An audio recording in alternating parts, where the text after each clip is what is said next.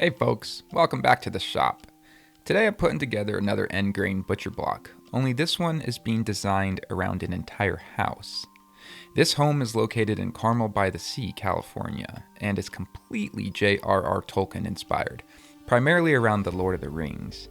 Every nook and cranny of the home is full of Lord of the Rings Easter eggs, inside and out. It is all custom made by the builder. The entire home is truly a work of art in itself.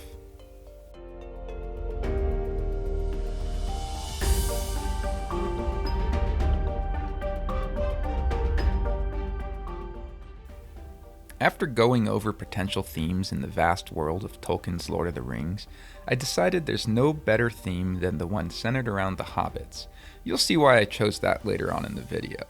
And if you know Tolkien, you'll likely already know why I did that. Either way, stick around as I guide you through the entire build process of this amazing end grain Butcherblock.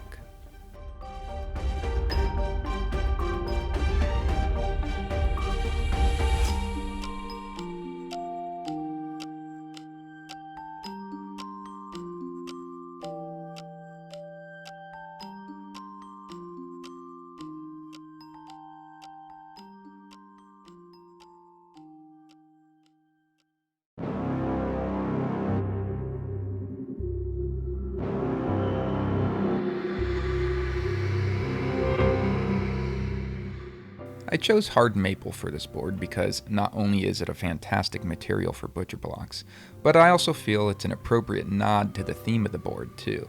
Hobbits are a light, happy, and simple people, and I think the lighter color and consistent grain patterns of this maple reflects them accurately.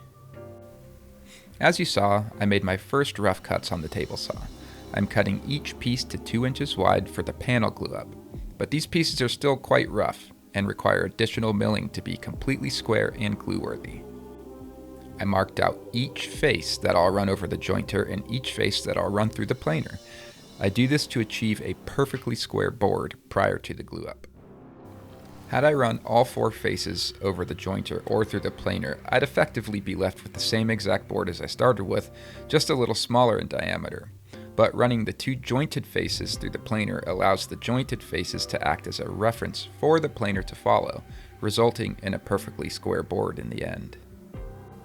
This is a critical step, as it'll ensure your glue lines are tight and it reduces the chances for gaps and other undesirable inconsistencies that may catch the wandering eye.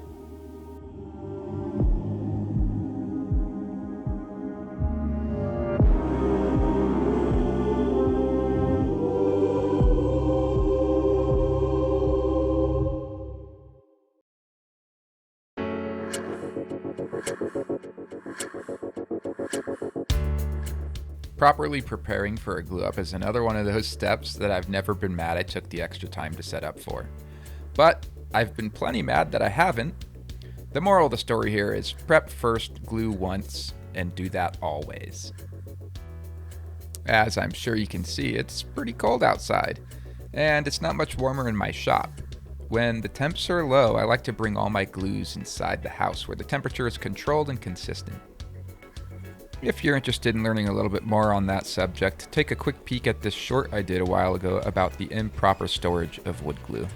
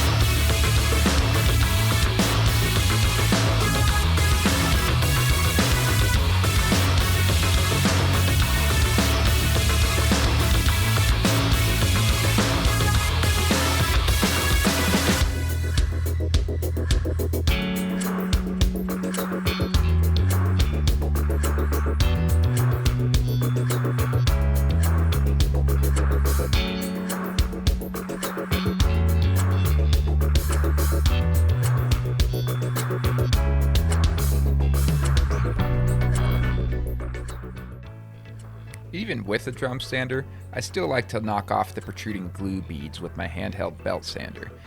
This allows the panel to run through the drum sander more evenly, The very same principle applies to running the smooth, flat, jointed faces through the planer, after they've been jointed, of course. If I leave the glue nubs on the panel, then the bottom surface isn't flat. The drum sander head is referencing a surface that is about as flat as Mordor. I'm sorry, I had to do that. Moving on.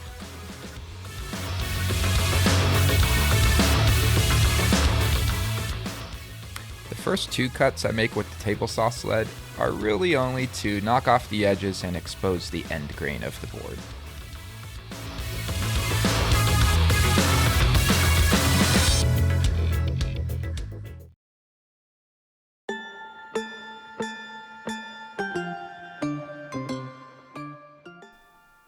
I set my stop block just proud of 1.5 inches. When each slat is standing on end, it will translate to the final thickness of the butcher block, and allow some room for sanding and cleanup too.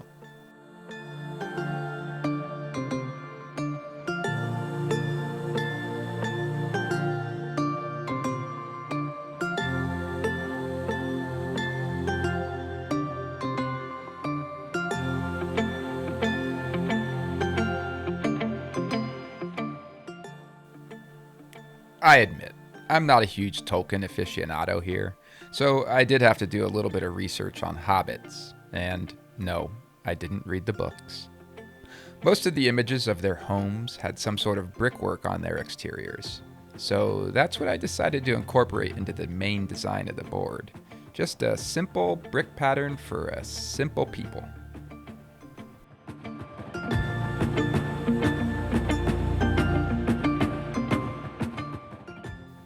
Once the pattern was set, I went through and numbered each piece so that I know what order they go back together in. They'll certainly get mixed up when I run each face of each piece through the drum sander.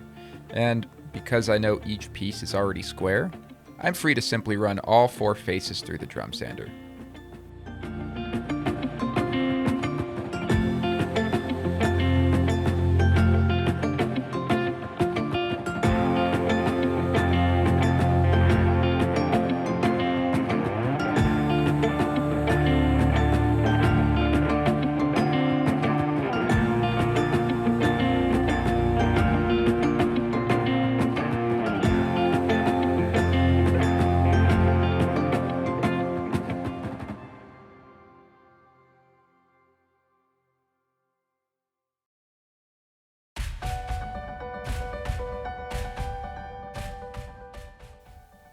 Once I'm happy with the final orientation of my brick pattern, I like to clamp everything together and strike a few reference lines through the surface of the board. These lines will help me get the board back to this orientation during the glue up. And here's a quick tip for all you out there. Taping your clamps prior to any glue up is a great idea. This allows for a quick and easy cleanup and reduces the chance of getting glue in the notches of your clamps. The time spent cleaning dried glue off your clamps far exceeds the time spent applying a little bit of tape beforehand. This all goes back to prep first, glue once, and do that always. Now, I've mentioned this before, but I find it worth mentioning again. I find the combination of 4-way pressure clamps and parallel clamps to be a great combo when gluing up panels. This holds especially true to gluing up end grain butcher blocks too. You really get the best of both worlds here. The lateral pressure of the parallel clamps and the top and bottom pressure of the 4-way clamp, both combined, ensure your glue lines will be nice and tight, and the overall board will be totally flat out of the clamps. But don't sweat it if you don't have 4-way clamps. Parallel clamps by themselves are a tried and true method.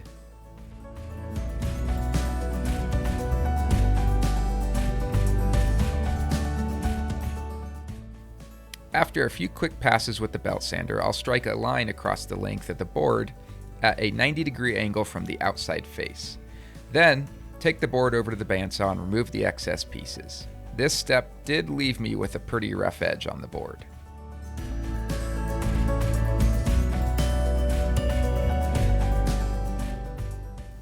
So, after a few good passes through the drum sander to surface the board, I'll take it over to the jointer to clean up the rough edges left by the bandsaw cut. And from here, I'll simply remove the remaining excess material at the table saw.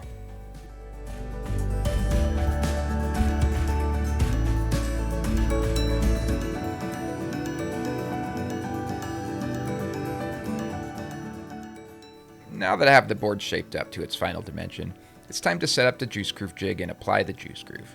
The small spacers I insert between the board and the jig will dictate the distance of the juice groove to the edge of the cutting board.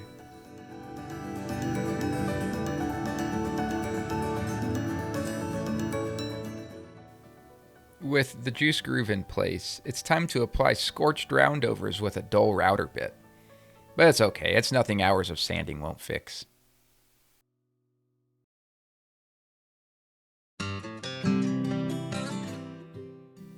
I like to mark my handholds about 2 to 3 inches from the corners of my boards. I find this not only to be an aesthetically pleasing look, but it also allows for good grip on the board when you're carrying it. Once it's marked up, I simply take it over to the router table. Using a fence and a couple of stop blocks, I repeat my cuts, walking it back a little bit at a time for each cut. I sand every bit of the surface of this board, starting with 80 grit and working my way through to 120, 150, 180, and 220.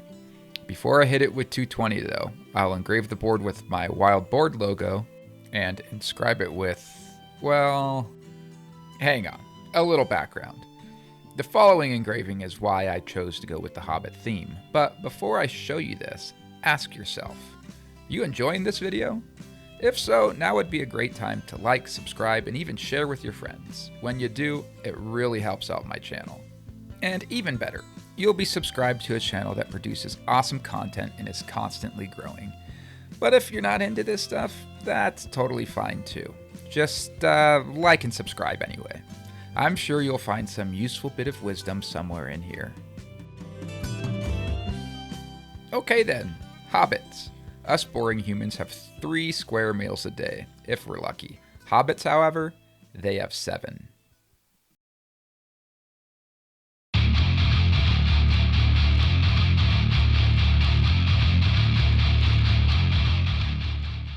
I thought those 7 meals were the perfect thing to inscribe on the side of one of my cutting boards. So, using the official Hobbit script, I laser etched 7 Hobbit meals. Breakfast, second breakfast, 11 C's, I guess that's their 11 a.m. meal. Luncheon, maybe that's their brunch. Afternoon tea, dinner, and supper. And the best part is, all of these meals can be prepped or served on this cutting board.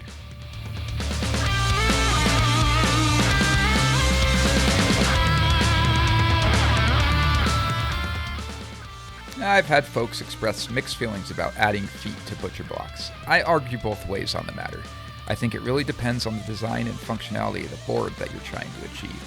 For this board, while yes, it's a living, breathing, functional Butcherblock, it's also a decorative piece. It's designed to fit into a pre-existing theme of a home. So, adding the feet on this is by no means a no-no. It's what this board and many of my other boards call for, and it looks great.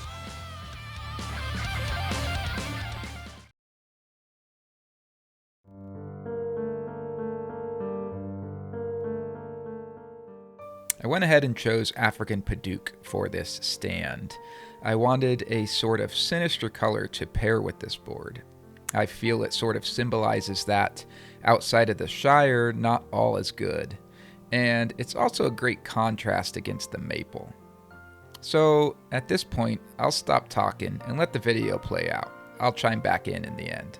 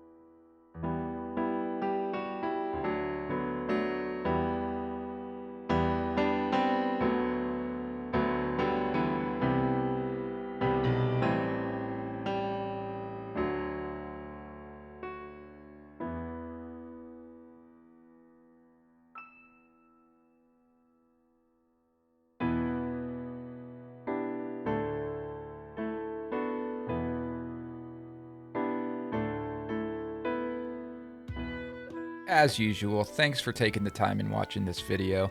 If you liked what you see, don't forget to like, subscribe, and hit that bell icon. If you're interested in owning any of my work, don't hesitate to check out my shop at t7woodworks.com. Again, thank you so much for watching, and we'll see you on the next one. Bye for now.